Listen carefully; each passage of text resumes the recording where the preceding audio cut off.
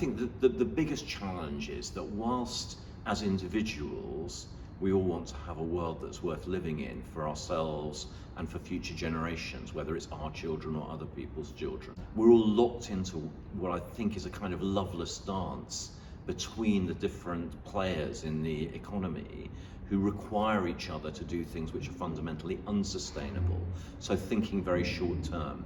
The way I always think about it, it's as though if you were an apple farmer and you were growing apples in your orchard, and yet your principal investor or your bank was telling you that you needed to chop down all the trees because the value of the wood was worth more than the value of this year's apple harvest, you'd think that was crazy.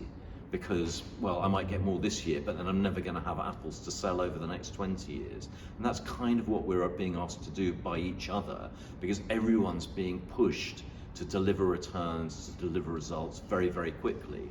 And that has nothing to do with the interests of the people whose money it actually is.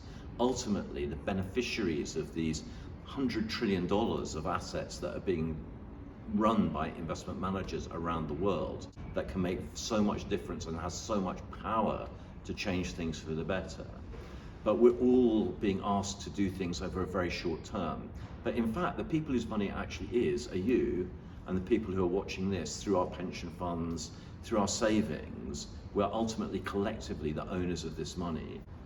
Our interests are not what actually happens in the next 1, 2, 3, 4, 5 years, because we have another 10, 20, 30, 40 years to save.